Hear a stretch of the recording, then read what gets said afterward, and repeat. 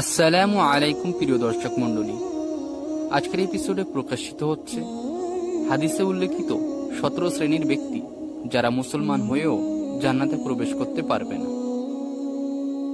হারাম খাদ্য ভক্ষণকারী জান্নাতে যাবে না।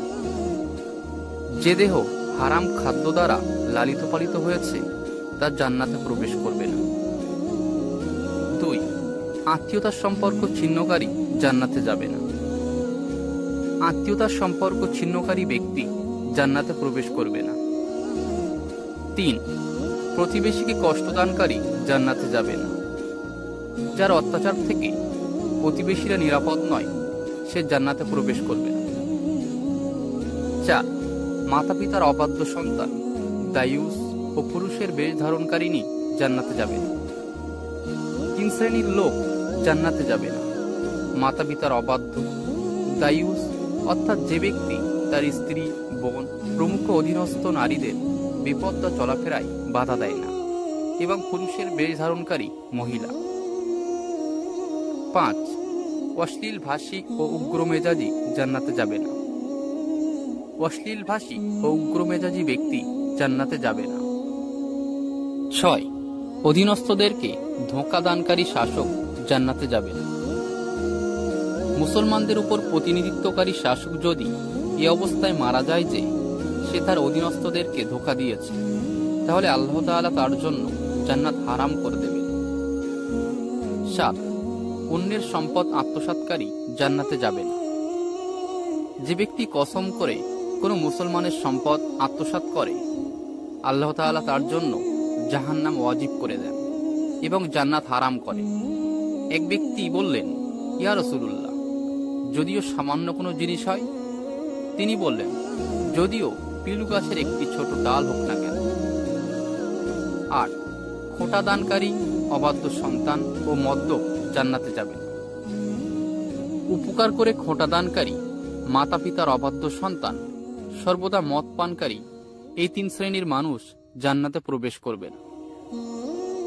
9. চগলখোর জান্নাতে প্রবেশ করবে না। 10.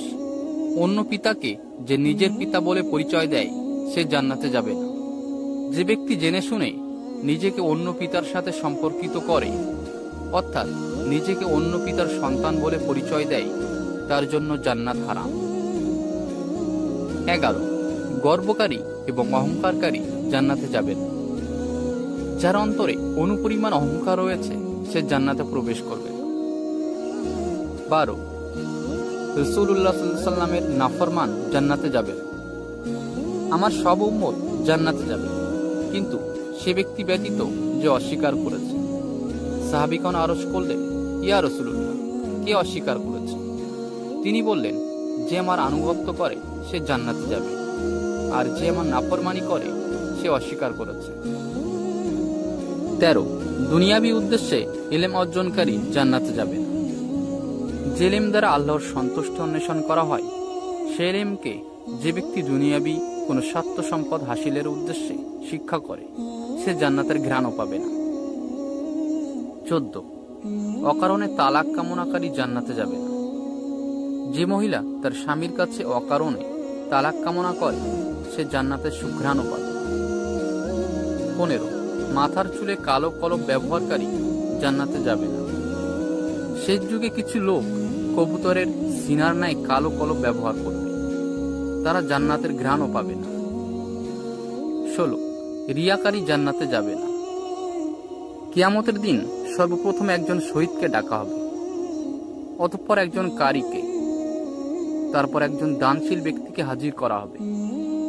প্রত্যেককে তার কৃতকর্ম সম্পর্কে জিজ্ঞাসা করা হবে। অতঃপর শহীদকে বীর বাহাদুর উপাধি লাভের উদ্দেশ্যে জিহাদ করার অপরাধে, কারি সাহেবকে বড় কারির উপাধি ও সুখ্যাতি লাভের জন্য কিরাত শেখার অপরাধে, এবং দানশীলকে বড় দাতা উপাধি লাভের নিয়তে দান সদকা করার অপরাধে উপুর করে জাহান্নামে নিক্ষেপ করা হবে। 17. ওয়ারিসকে বঞ্চিতকারী জান্নাত থেকে বঞ্চিত হবে। যে ব্যক্তি কোনো ওয়ারিসকে তার অংশ থেকে বঞ্চিত করল, আল্লাহ তাআলা তাকে জান্নাতের অংশ থেকে বঞ্চিত করবেন। প্রিয় দর্শক মণ্ডলী, শেষ হলো আজকের পর্ব হাদিসে উল্লেখিত 17 শ্রেণীর ব্যক্তি যারা মুসলমান হয়েও জান্নাতে প্রবেশ করতে পারবেন।